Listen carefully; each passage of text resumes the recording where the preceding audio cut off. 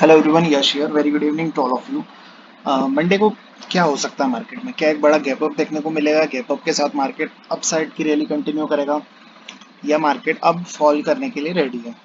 ठीक है, तो वो सारी चर्चाएं इसमें कर लेंगे। वीडियो सिर्फ एजुकेशनल पर्पज पे है, बाय सेल का कोई रिकमेंडेशन नहीं है। हर एक पॉइंट को नोटिस करेंगे, क्यों मार्केट गिर नहीं पा रहा है, कब मार्केट गिर सकता है, और क्यों मार्केट नहीं गिरने के सबसे बड़े कारण क्या रहे हैं, है ना? और क्या मार्केट अब यहाँ से ऊपर जाना चाहता है या अब बड़ा फॉल की तैयारी है? देखो, सबसे पहले ये वीकली टाइम फ्रेम है निफ्टी का, है ना? मैंने यहाँ पे एक चीज बताई थी कि यहाँ पे एक बड़ा हेड एंड शोल्डर पैटर्न बन रहा है। ठीक है, मैंने ये बताया था कि बड़ा हेड एंड शोल्डर पैटर्न बन रहा है। ठीक है, अब जिसका ये छोटा मोटा कंफर्मेशन हमें यहाँ से मिलता है, क्योंकि ये जो कैंडल है ये एक एंगल्फिंग कैंडल है, मतलब इसने इस ग्रीन कैंडल को ऊपर और नीचे से खा लिया है। ठीक है, तो ये एक एंगल्फिंग कैंडल हो गई, बट स्टिल निफ्टी इस लेवल के ऊपर सरवाइव कर रहा है। ठीक है, जैसे तैसे खुद को रोक के रखा हुआ है 17,600 के ऊपर। ठीक है, 17,600 के ऊपर निफ्टी खुद को होल्ड कर रहा है, खुद को रोक के रखा हुआ है। ठीक है, तो जब तक इसके ऊपर क्लोजिंग आती रहेगी निफ्टी वीक नहीं होगा। ठीक है, इसके ऊपर है जब तक, मान लो किसी कारण से 17,500 के 17,600 के नीचे क्लोजिंग आ जाती है या 17,530 के नीचे क्लोजिंग आ जाती है, तो फिर वक्का है कि ये बात यहाँ पे ये मार्केट इस लेवल को वापस छुएगा, जो कि 16,800-900 बनते हैं आने वाले टाइम में, क्योंकि ये वीकली टाइम फ्रेम है। ठीक है, फिर यहाँ से ये हो सकता है कि ये हेड एंड शोल्डर की फॉर्मेशन कंप्लीट हो जाए, लेकिन अगर अब उसके बावजूद इनको यहाँ से मार्केट को फॉल नहीं कराना है तो फिर इसको ये डब्ल्यू पैटर्न में कन्वर्ट कर देंगे। ठीक है, ये दो तीन कंडीशंस बनती है। ठीक है, क्योंकि मार्केट है, स्ट्रक्चर बदलते और बिगड़ते रहते हैं। ठीक है, तो ये हो गए हमारे वीकली टाइम फ्रेम पे क्लोजिंग खराब है, पिछले वीक के नीचे क्लोजिंग आई है, ये बात कंफर्म होती है, बट 2 हफ्ते वाली क्लोजिंग के ऊपर है हम। ठीक है, अब चलते हैं डेली टाइम फ्रेम पे। अब डेली टाइम फ्रेम पे क्या चीज समझ आ रही है कि डेली टाइम फ्रेम पे यहाँ पे निफ्टी इस लेवल को कैसे ना कैसे करके होल्ड कर रहा है, हर तरह से इसको कैसे ना कैसे करके 600 के ऊपर आके सरवाइव कर रहा है। तो इससे एक चीज पता चलती है कि यार यहाँ पे एक बड़ा इंपॉर्टेंट सपोर्ट है, जब तक इसके नीचे कोई 15 मिनट का या 5 मिनट के दो कैंडल क्लोज ना हो जाए तब तक मार्केट बड़े डाउनफॉल में नहीं कहलाएगा। Eventually overall trend is down, overall trend पूरा डाउन का है, बट स्टिल यहाँ से जब तक मार्केट इसके नीचे कोई 15 मिनट का कैंडल क्लोज ना दे तब तक बड़े फॉल की तैयारी नहीं कर सकते। अगर निफ्टी में फॉल आता भी है तो वो फॉल कहाँ तक का हो सकता है? वो फॉल हो सकता है 17,400 तक, बस ये लास्ट यहाँ तक फॉल हो सकता है, और किसी लो लग जाए अगर स्पीड में तो वो 17,400 380 तक के लग सकते हैं। ठीक है, ये एक वो होता है ना कि आराम एकदम से आया, शूट करा एंड देन ऊपर, तो ये वो टेल वगैरह बन सकती है। तो किसी कारण से निफ्टी बस इस जोन तक आ सकता है। तो निफ्टी में ज्यादा यहाँ से फॉल नहीं है, निफ्टी में 200 पॉइंट का फॉल और पेंडिंग है अगर आता है तो। ठीक है, ये रिट्रेसमेंट हो जाएगा पूरा और बकायदा यहाँ से जा सकता है, क्योंकि निफ्टी के जो पैटर्न बन रहे हैं, ये पैटर्न कुछ इस तरह से एक फ्लैगिश पैटर्न बन रहे हैं, यानी कि एलीट वेव के हिसाब से पैटर्न बन रहा है। अगर आप ठीक से देख पाए तो ये पहले चढ़ा, नीचे आया, देन चढ़ा, और ये फिर ऐसे करके अब ये वापस ऊपर की जर्नी कंटिन्यू कर सकता है। मैं इसको डार्क कर देता हूँ, अब देखो, अब आपको क्लेरिफिकेशन मिल रहा होगा। तो इसकी वेव कुछ इस तरह से बन रही है, अगर आप ध्यान से देख पा रहे हो तो ये वेव पैटर्न कुछ इस हिसाब से चल रहे हैं, एलीट वेव पैटर्न कहते हैं इसे। ठीक है, फर्स्ट वेव, दूसरी वेव करेक्टिव वेव, तीसरी फिर सी वेव जिसे कहते हैं, चौथी ये वेव हो गई, और पांचवी अभी आना बाकी है। ठीक है, तो ये वेव पैटर्न आ सकते हैं, उसके बाद मार्केट फिर वहां से टॉप लगा के गिरना शुरू करे तो वो कर सकता है। ठीक है, ये हो गई आपकी निफ्टी की बात। अभी क्यों गिर नहीं पा रहा उसका सबसे बड़ा मेन रीजन है ये इंडिया विक्स। अब आप एक चीज ध्यान रखो कि जब भी आपको लगता है कि मार्केट क्यों नहीं गिर रहा है, क्यों नहीं गिर रहा है, तेजी से कब गिरेगा, वॉलीटिलिटी कब लौटेगी मार्केट में, कब मार्केट हमें 10 की प्रीमियम हमारी 50 60 100 होने जाएगी, वो तभी होगी जब आपका ये इंडिया विक्स मिनिमम आप मान के चलो, आपका इंडिया विक्स इस लेवल के ऊपर काम करना शुरू करें, जो कि 14 का लेवल आता है। ठीक है, इस 14 के लेवल के ऊपर जब इंडिया विक्स निकले, इसके ऊपर क्लोजिंग आना शुरू करते हैं डेली टाइम फ्रेम पे, 14 के ऊपर मिनिमम आपको इंडिया विक्स को देखना है, मतलब 13 से 14 के आसपास, इसके आसपास घूमे, सरवाइव करे, नेक्स्ट डे इसके और ऊपर जाए, मतलब अभी काफी दिन से इंडिया विक्स डाउन ट्रेंड में है। ठीक है, तो इंडिया विक्स डाउन ट्रेंड में है, तो जब विक्स लो रहता है तो मार्केट कहीं ना कहीं अपने टॉप के आसपास या टॉप के नियर होती है। जब इंडिया विक्स 12 के नीचे आज घूम रहा है तो इसका एक साफ मतलब है कि मार्केट टॉप पे है या टॉप के आसपास रन कर रहा है। तो एक आधी अगर इसमें स्पाइक आता है, ठीक है, इंडिया विक्स हाई होता है, शूटअप होता है 15-17 तक के लेवल्स के लिए, देन वापस गिरने लगता है। तो उस बीच क्या होगा कि एक करेक्शन हमें मिल जाएगा वॉलेटिलिटी वाला, ठीक है। लेकिन जब तक ऐसा नहीं होता है तब तक आपको ऐसा ही देखने को मिलेगा कि मार्केट धीमे धीमे नीचे आ रहा है और कोई बड़े मूवमेंट नहीं दे रहा है, ठीक है। तो अभी वापस हम निफ्टी की बात कर लेते हैं कि मंडे को करना क्या रहेगा।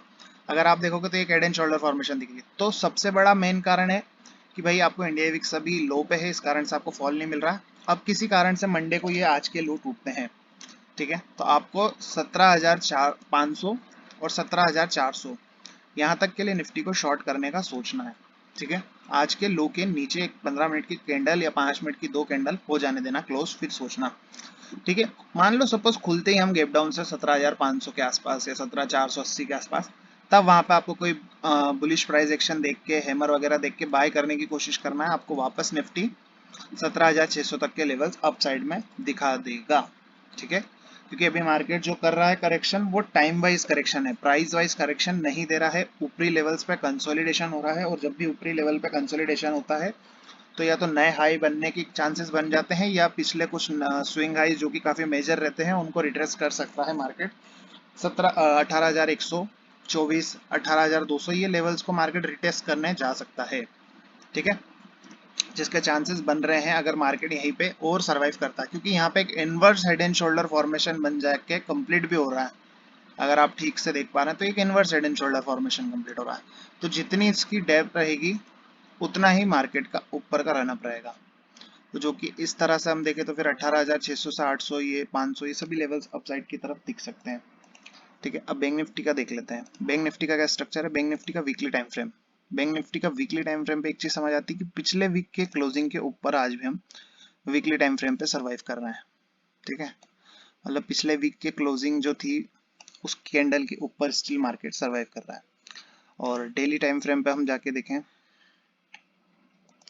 तो डेली टाइम फ्रेम पे मार्केट बिल्कुल एक करेक्टिव वे में बहुत ही छोटे से मूवमेंट दे रहा है। मतलब एकदम इस इनसाइड, मतलब एक पहली कैंडल बनी उसके अंदर ये सारी इनसाइड कैंडल है, ठीक है। तो जब तक इस कैंडल का या तो हाई ब्रेक होना चाहिए, क्लोजिंग आ जाए तो और ऊपर की अपसाइड जर्नी मिलेगी, या इस कैंडल का लो ब्रेक हो जाए और क्लोजिंग आ जाए तो फिर बड़ा डाउनफॉल हमें देखने को मार्केट में मिलने वाला है, ठीक है।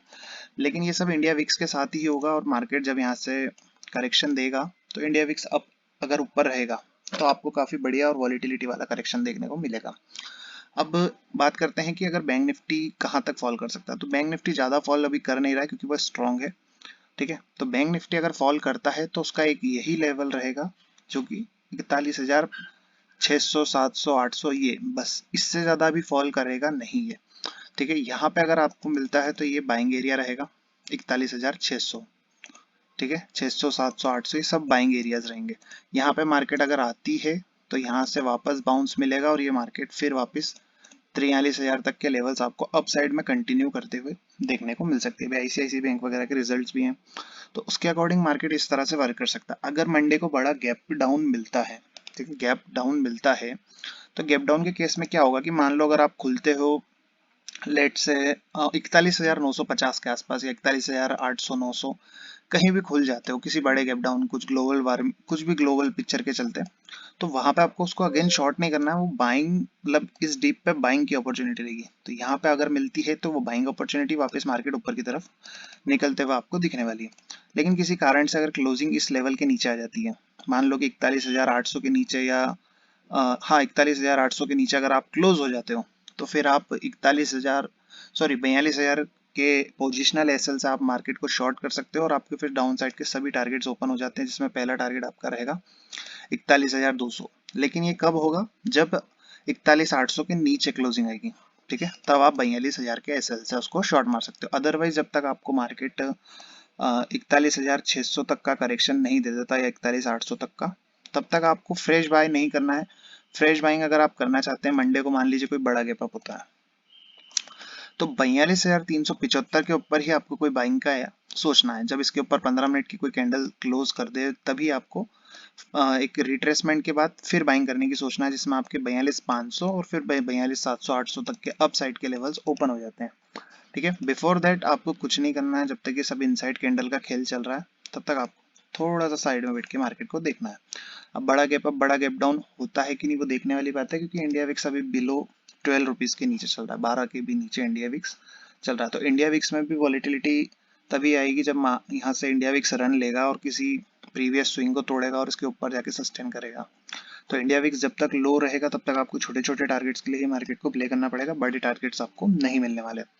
ठीक है, तो जो मैं कह रहा था कि भाई 42,000 टूटा तो आपको सीधे 41,800 600 दिखेगा, वो नहीं दिखने के कुछ बड़े मेजर कारण यही हैं जिसमें कि इंडिया विक्स सबसे ज़्यादा बड़ा कारण रहा है।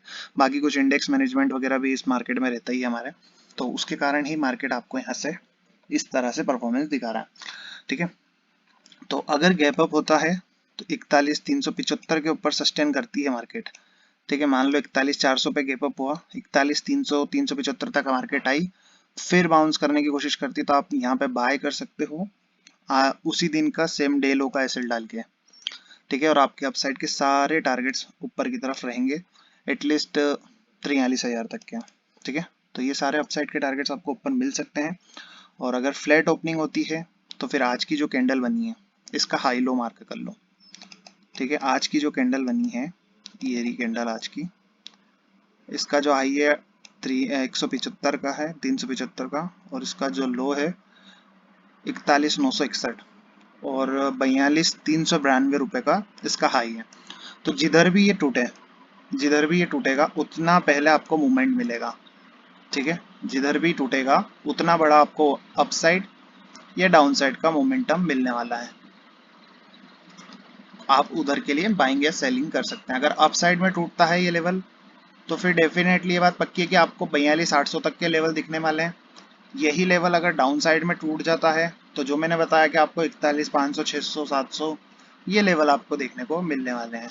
तो इस बात का ध्यान रखें कि अगर मार्केट फ्लैट ओपनिंग लेता है तो रेंज के ब्रेकआउट ब्रेकडाउन पे आप बाइंग सेल कर सकते हैं। वीडियो सिर्फ एजुकेशनल पर्पस पे है, बाय सेल का कोई रिकमेंडेशन नहीं है। यस ट्रेड नाम से मेरा फ्री टेलीग्राम चैनल है, इस पर मैंने काफ़ी ज़रूरी अपडेट्स बीच में भी दी थी जहाँ से मार्केट सब शॉर्ट कर रहे थे। मैंने बताया कि यहाँ से बाउंस हो सकता है और इवेंचुअली एक बड़ा सा बाउंस हमें देखने को मिला और मार्केट ऊपर की तरफ गया। ये मैंने पहले ही ड्राइंग वगैरह बना के इसमें सेंड की थी। तो मर्जी हो आपकी तो आप इसे सब्सक्राइब कर सकते हैं, अदरवाइज आपकी इच्छा, आप जब सब्सक्राइब करना चाहते हैं तो करें, अदरवाइज कोई दिक्कत नहीं है। ठीक है, फ्री टेलीग्राम चैनल है मेरा, इस पर सभी ज़रूरी अपडेट्स मैं देता हूँ। ठीक है, तो यही मार्केट का व्यू है। मार्केट तब तक कुछ वॉलीटिलिटी नहीं दिखाएगा जब तक आपका इंडिया विक्स ऊपर नहीं जाएगा। ठीक है,